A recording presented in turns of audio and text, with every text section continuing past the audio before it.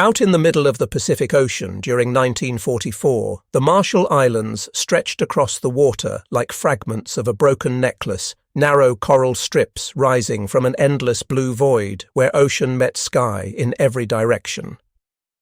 The Japanese military had convinced themselves that these scattered atolls would serve as an impenetrable barrier, the outer defensive perimeter where they could finally stop the relentless American naval machine from grinding any closer to their homeland. The Americans, still carrying the brutal memories of what had happened at Tarawa, saw the Marshalls through a different lens entirely. These islands represented the gateway they needed to reach the Marianas, and from there the path would open all the way to the Japanese home islands themselves. This strategic importance drove Admiral Chester Nimitz to give his approval for what they called Operation Flintlock, an audacious military gambit that involved ignoring the smaller peripheral islands completely and instead launching a direct assault on the center of Kwajalein Atoll, striking right at the beating heart of the Japanese defensive network. Kwajalein itself was far more than just another curved piece of coral and sand sitting inside a lagoon. The Japanese had turned it into a critical node in their entire supply infrastructure. They had constructed a harbour capable of handling deep-draft vessels, and they had built an operational airfield suitable for bomber aircraft. The main island hosted Japanese military personnel along with thousands of labourers brought in from Korea and Okinawa, while the twin islands of Roy and Nama to the north held approximately 3,000 more men tasked with protecting another airfield and guarding extensive ammunition storage facilities.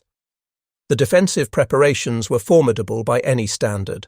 Bunkers constructed from reinforced concrete dotted the landscape.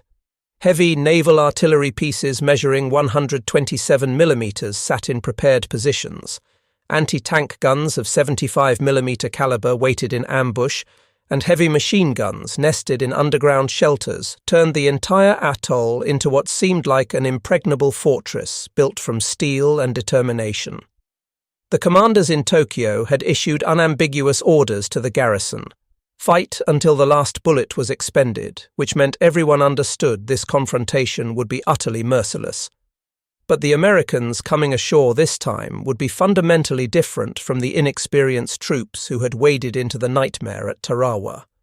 The Pacific Command structure had absorbed the terrible lessons written in blood on that beach, and they had spent months implementing changes. The divisions selected for the Kwajalein operation underwent extensive preparation in Hawaii, where Marines practiced maneuvering their amphibious tractors through heavy surf conditions over and over again. They learned to operate special plow blades that could be mounted on the LVTS to push aside obstacles, and they drilled endlessly on how to coordinate their movements with the naval gunfire that would support their approach to the beaches. For the first time in the Pacific Campaign, some LVTS would carry 37 mm guns that could provide direct fire support from the water itself. On Hawaiian beaches, engineers constructed full-scale replicas of Japanese bunker designs and artificial coral reef structures, and the troops rehearsed their assault procedures during both daylight hours and throughout the night. Medical personnel trained specifically to administer emergency treatment while still aboard the amphibious vehicles, and offshore, hospital ships painted white stood ready to receive casualties. Every possible precaution was being taken to ensure that Kwajalein would not turn into another blood-soaked disaster like Tarawa had been.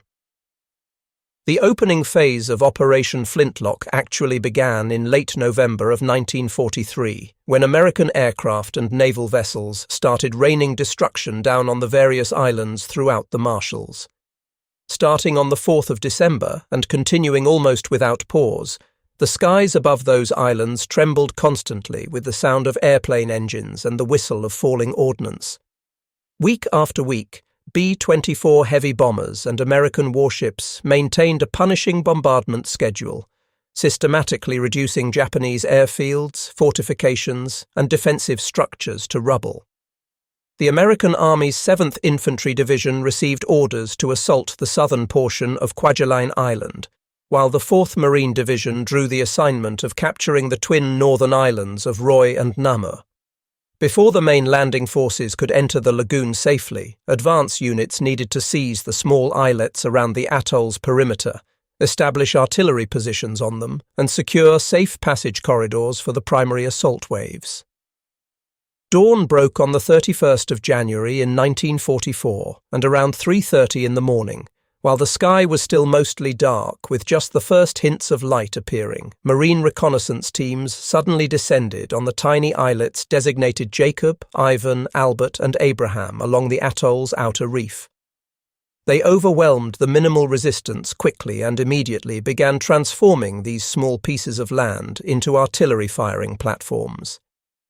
At the same moment, soldiers from the 7th Division captured the islands labelled Carter and Cecil on the western side of Kwajalein, effectively sealing the lagoon entrances. Once these positions were firmly secured, the moment reached exactly 6 o'clock in the morning, American naval guns opened their bombardment, sending salvo after salvo crashing down onto Japanese defensive positions, like massive steel hammers falling from the sky. Throughout the entire day of January 31st and continuing into the morning hours of February 1st, the atmosphere around Kwajalein shook violently from the constant barrage. Battleships, cruisers, and destroyers belonging to Task Force 53 moved in remarkably close, positioning themselves just a few thousand meters from shore, and they poured devastating fire onto the beaches. The Marines aboard the transport vessels could feel the vibrations travelling through the ship's structure with each salvo fired. They understood the battle was about to begin, but most of them had no idea that the naval bombardment had already obliterated much of the Japanese beach defences before the first boot touched sand. On the receiving end of all that firepower, the experience was apocalyptic. The blinding flashes and endless explosions seemed to herald the end of the world itself. On Roy and Namur, just after 8 o'clock in the morning, Japanese artillery crews struggled desperately to aim their 127mm guns, but they discovered that all communication lines back to headquarters had been severed by the bombardment. Numerous bunkers had collapsed entirely, burying the soldiers inside alive under tons of concrete and earth. Young officers clawed frantically at the rubble with their bare hands, but all they found were blood and the faint sounds of dying breaths. The defenders recognized their complete isolation. No air support would be coming, the navy was gone, and they had only a few days' worth of rations and ammunition remaining. Yet the concept of gyokusai, the philosophy of dying like shattered jewels rather than accepting the dishonor of surrender, ran deep in their training. They carved messages to their families into the bunker walls, final words that would outlast them. Then they gripped their rifles tightly and settled in to wait for the enemy to arrive. Meanwhile, aboard the American vessels, many of the Marines found themselves genuinely shocked by the sheer destructive power of their own naval artillery. Each time the big guns fired, the entire hull shuddered, cups rattled and slid across tables in the mess areas. Standing at the rails, they watched black smoke and debris fountaining into the air, and some whispered questions to each other about whether anyone could possibly still be alive down there after such overwhelming fire. The air hung thick with the acrid combination of cordite smoke, burning oil, and salt spray from the ocean, while the thunder of the guns rolled across the water like a storm that would never end. In the southern sector, the American 7th Infantry Division under the command of General Charles Corlitt drew the assignment to capture Kwajalein Island proper. The division split its force into two separate wings for the assault. The 184th Infantry Regiment would advance on the right flank, while the 32nd Regiment moved forward on the left. From Carter and Cecil Islands, which had just been taken, American artillery crews fired thousands of rounds in support of the landing, while battleships offshore concentrated their shells on the island's interior sections. At 9:30 on the morning of February 1st, when the naval bombardment shifted its aim further inland, the amphibious tractors loaded with soldiers began crawling up onto beaches that had been reduced to moonscapes of craters and shattered defences. Only a handful of Japanese snipers remained alive in underground shelters, since the overwhelming majority of the beach defences had already been pulverised by the preparatory bombardment. The first soldiers stepping onto Kwajalein encountered scattered rifle fire, but nothing like the organized resistance they had feared. American troops quickly breached the anti-tank ditch that ran across the landing area and began spreading inland like a rising flood. M4 Sherman tanks followed close behind the infantry, using their 75mm main guns to blast apart each remaining bunker that showed any signs of life. By noon, the Americans had advanced all the way to the airfield and planted their flag on what had been one of Japan's vital supply hubs in the Pacific. The battle for Kwajalein would continue for another 3.5 days, featuring scattered but often ferocious fighting. During the night hours, surviving Japanese soldiers attempted desperate counterattacks aimed at breaking through the American encirclement, but each attack was thrown back. During daylight, American forces advanced yard by yard, employing flamethrowers, grenades, and white phosphorus rounds to clear out the bunker complexes. The island's extensive network of underground shelters prolonged the struggle significantly.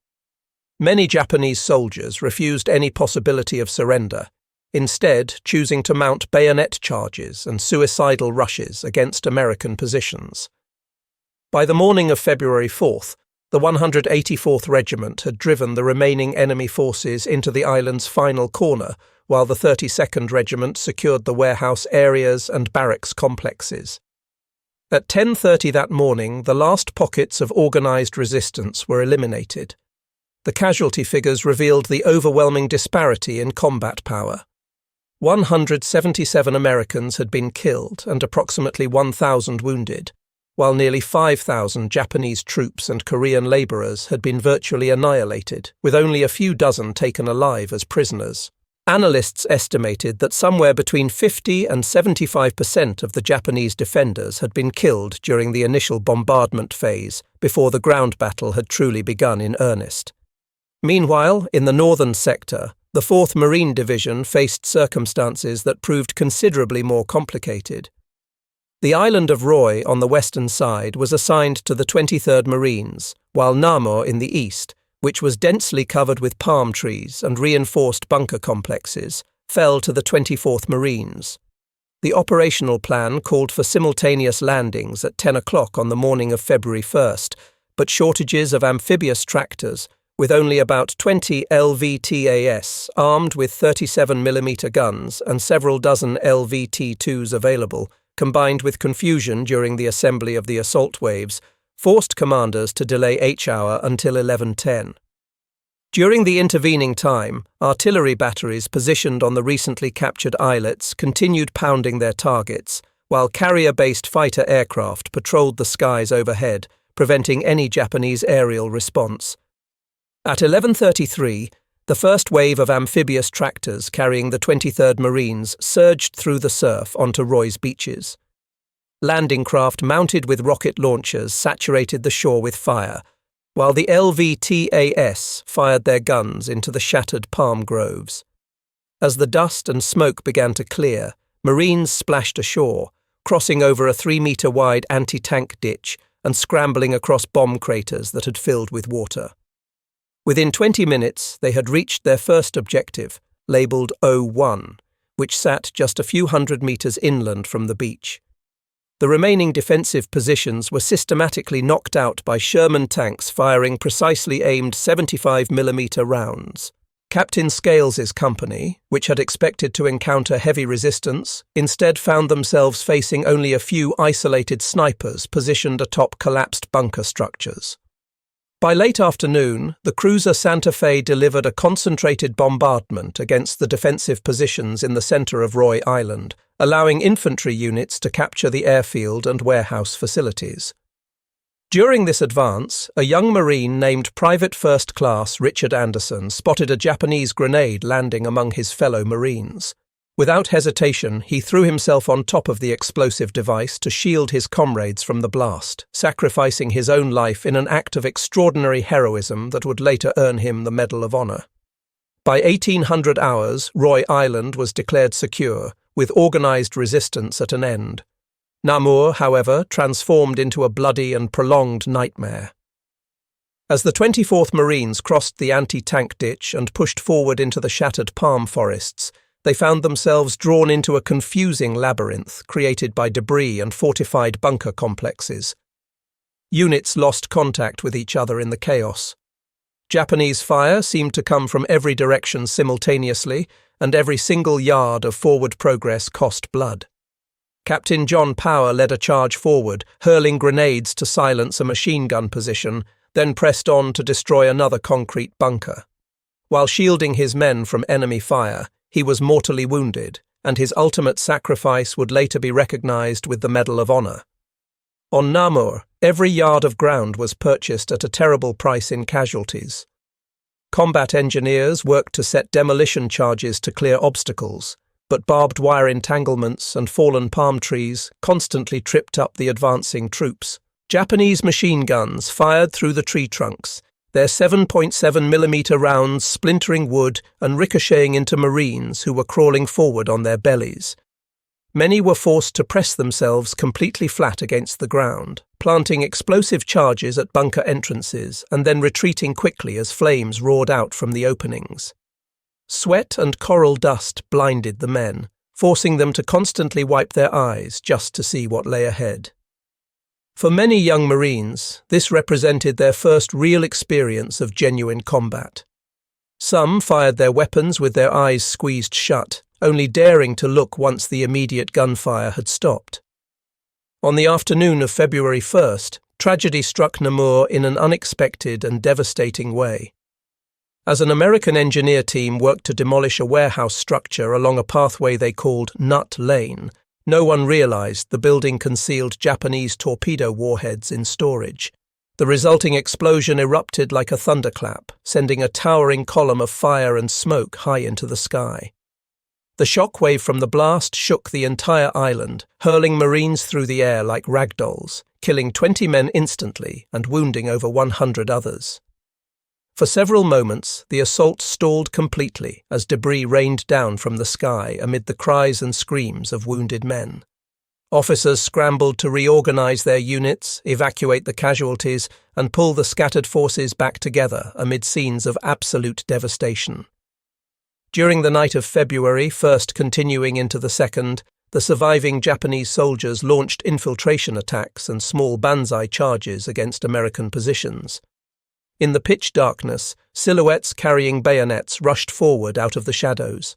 Rifle fire, shouting, and the flashing of muzzles tore through the night. In one foxhole, when a grenade rolled in among a group of Marines, Private Richard Sorensen threw himself onto the explosive without hesitation, sacrificing his life to save his comrades, an act that would also earn him the Medal of Honor.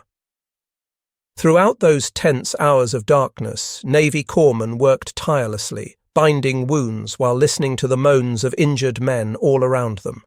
Many of the wounded cried out desperately for medics as shrapnel fragments were buried deep in their flesh. Stretcher teams crawled low under sporadic fire to pull casualties back to improvised aid stations that had been set up beneath damaged palm trees. Young Marines forced themselves to remain absolutely silent as Japanese patrols prowled nearby in the darkness, knowing that a single sound could result in a grenade being thrown into their position. The air hung heavy with the smell of blood mixed with antiseptic, and sudden tropical rain showers plastered their clothes to their skin, adding to the general exhaustion and misery. On February 2nd, Marine commanders issued orders for a final pincer assault designed to crush the last remaining defenders on Namur. One prong of the attack advanced from the southwest, while the other moved in from the southeast. Sherman tanks and half-track vehicles led the way, blasting bunker complexes with 75mm gunfire and heavy machine gun bursts. Combat engineers worked methodically to clear mines and wire obstacles, opening lanes for the infantry to advance through. Colonel Diaz led one of the assault spearheads but was killed by shell fire at the final trench line, a sacrifice that would be honoured with the Medal of Honor.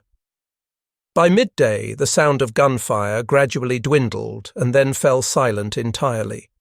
Isolated Japanese soldiers either died in their shelters or committed suicide rather than face capture. Around 1400 hours, the American flag rose over Namur's final defensive stronghold, ending 36 hours of relentless and brutal combat. Of the more than 3,500 Japanese soldiers and Korean laborers who had been stationed on Roy and Namur, only approximately 130 surrendered or were captured alive. The rest had been killed. The Marines suffered 190 dead and 537 wounded in taking the Twin Islands. As the smoke gradually cleared, the entire Kwajalein atoll was in American hands.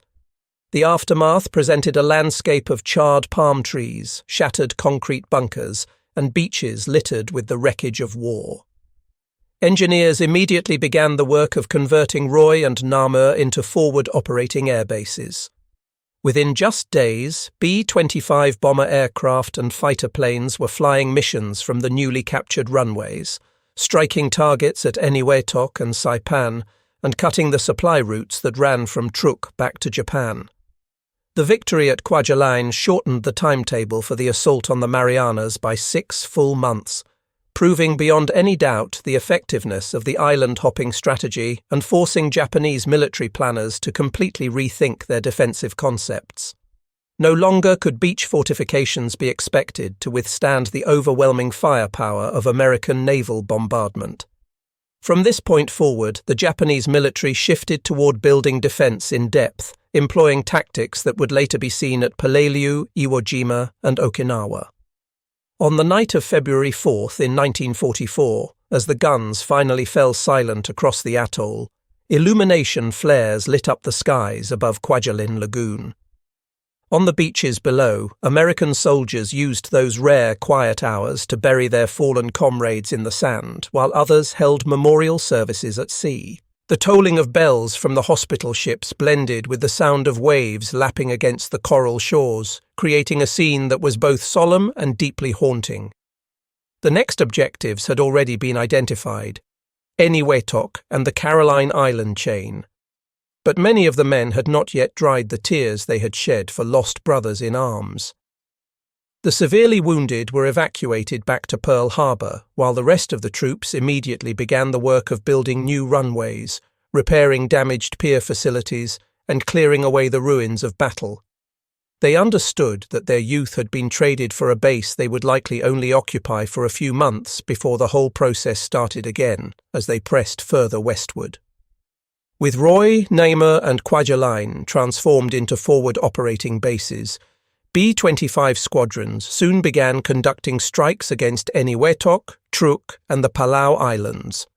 Within a matter of months, hundreds of B-24 heavy bombers were flying from these runways to bomb targets in the Marianas and provide support for the Saipan campaign. And from airfields in the Marianas, the massive B-29 superfortress finally had sufficient range to strike Tokyo, Kobe, and Osaka directly. Like dominoes falling in sequence, Kwajalein became a vital link in the chain that opened the way for Guam, Tinian, and ultimately the end of the war with the atomic bomb.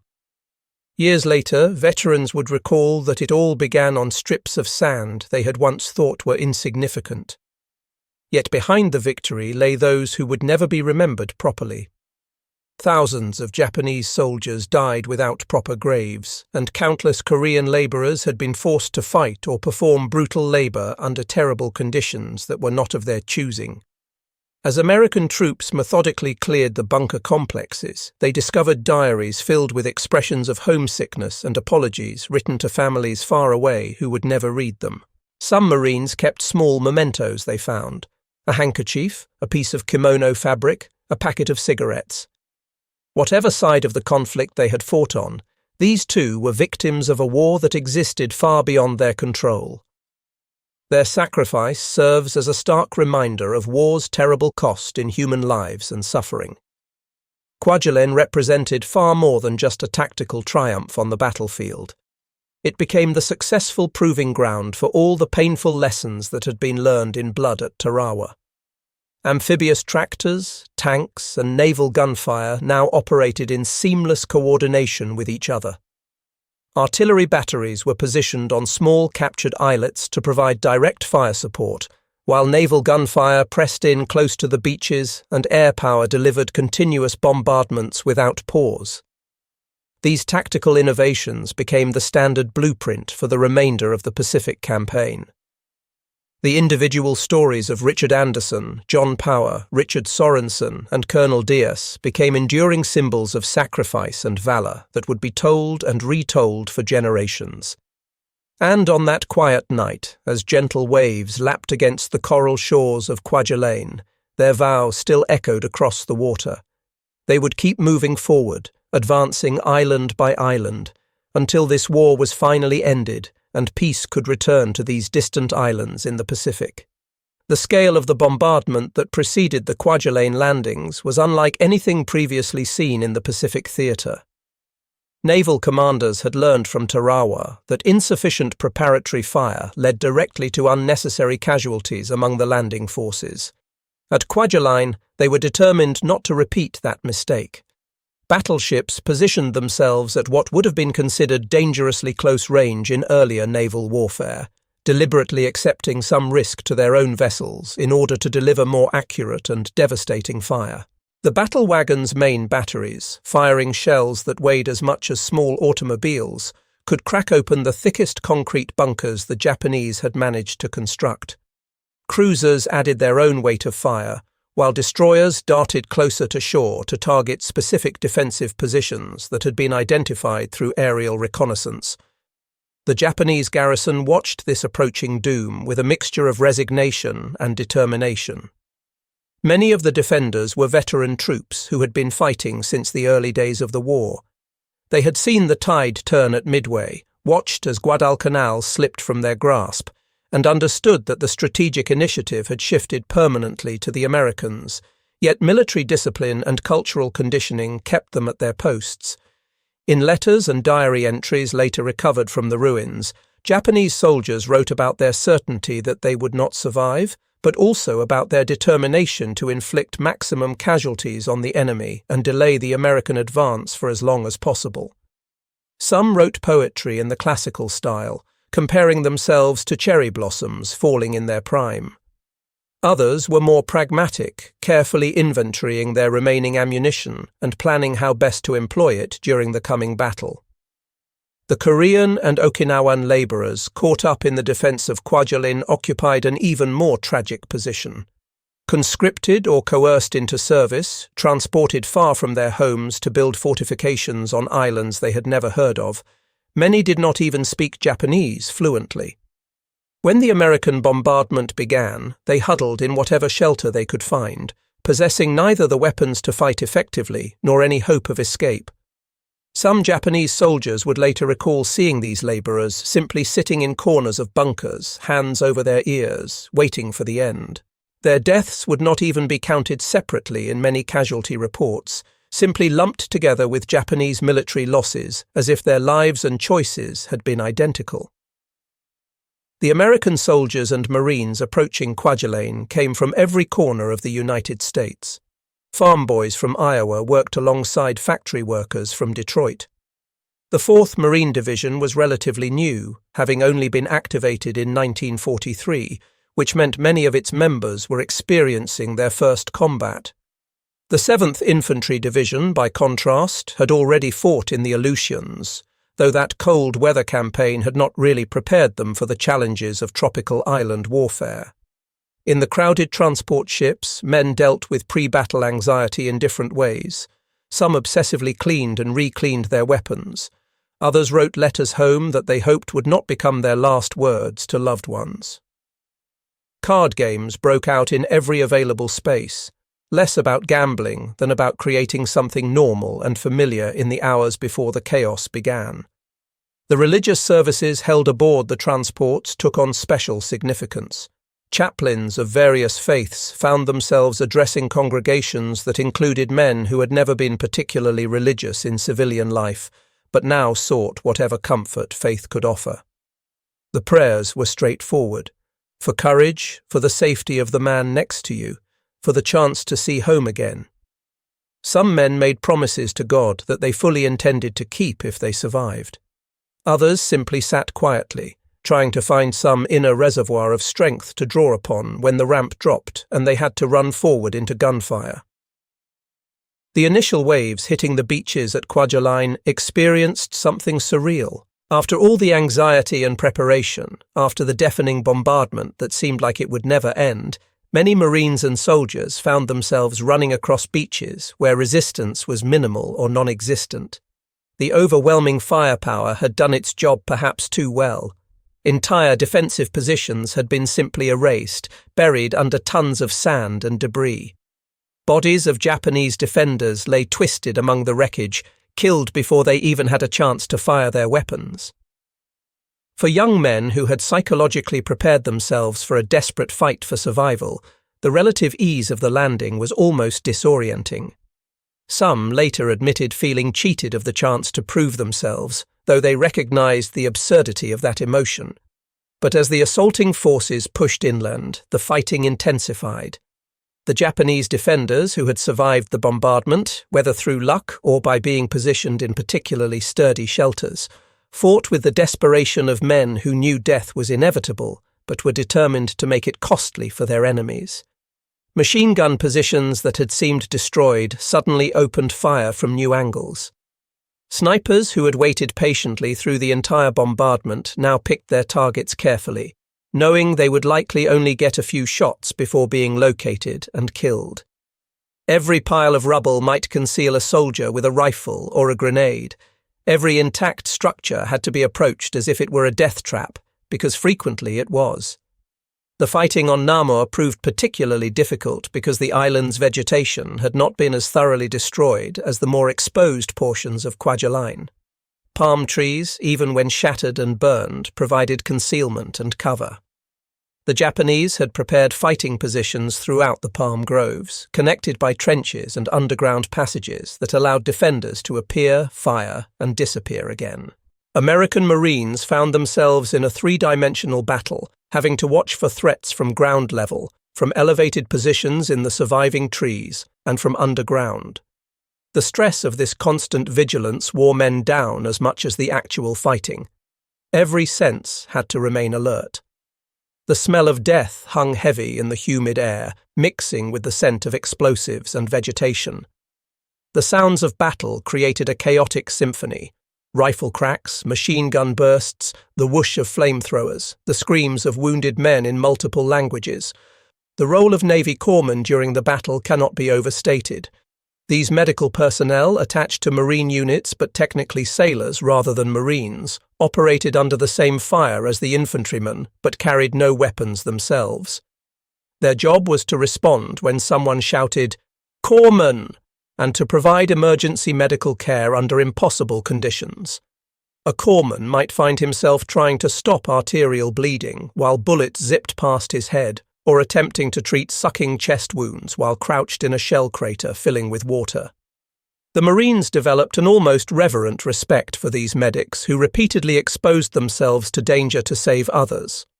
Many corpsmen would be wounded or killed while trying to reach casualties or while shielding wounded men with their own bodies. Their courage became legendary, and numerous corpsmen received medals for valour during the Kwajalein operation. The captured islets that served as artillery platforms played a crucial role that often gets overlooked in popular accounts of the battle. The field artillery batteries positioned on these small pieces of coral provided responsive fire support that was far more flexible than naval gunfire. While the big ships had tremendous destructive power, they could not always respond quickly to emerging situations, and there were concerns about accuracy when firing close to friendly troops. The artillery batteries on the islets, by contrast, could adjust their fire rapidly based on forward observer reports and could safely fire much closer to advancing American infantry. The artillerymen lived in primitive conditions on their tiny islands, exposed to the elements and occasional Japanese air attacks, but their contribution to the success of the main assault was invaluable. As organized resistance on Kwajalein began to collapse, the nature of the fighting changed. No longer facing coordinated defensive lines, American troops instead hunted down individual holdouts and cleared bunker complexes one at a time. This was slow, dangerous work. Each bunker entrance might be booby-trapped. Soldiers inside might be waiting to detonate explosives as Americans approached, killing themselves and their enemies together. The standard procedure involved calling for surrender, though few Japanese soldiers accepted. Then came explosives or flamethrowers to neutralize the position, followed by careful entry to confirm all defenders were dead or incapacitated. It was brutal, grinding work that left men emotionally exhausted even when they escaped physical injury. The tropical environment added its own challenges to the battle. The heat and humidity were oppressive, causing men to sweat through their uniforms within minutes. Dehydration became a serious medical concern. Coral dust, stirred up by explosions and movement, irritated eyes and throats. When it rained, which it did periodically, everything became slippery and treacherous. Foxholes filled with water, equipment corroded rapidly in the salt air. Insect bites became infected easily. These environmental factors, while not directly life-threatening like enemy fire, wore down the troops and reduced combat effectiveness over time. The nights on Kwajalein were particularly tense for the American forces. Japanese doctrine emphasized night attacks and infiltration, tactics at which their soldiers had shown themselves to be skilled and aggressive. American troops, many of whom had minimal night combat training, found themselves peering into darkness, starting at every sound, uncertain whether that shadow was a tree stump or a creeping enemy soldier. Friendly fire incidents occurred when nervous sentries fired at movement that turned out to be other Americans. The standing orders were to remain in position after dark and not to move around, but wounded men sometimes cried out for help, creating agonizing dilemmas. The relief that came with each dawn was palpable, a collective exhale as the uncertainty of darkness gave way to the dangers that could at least be seen.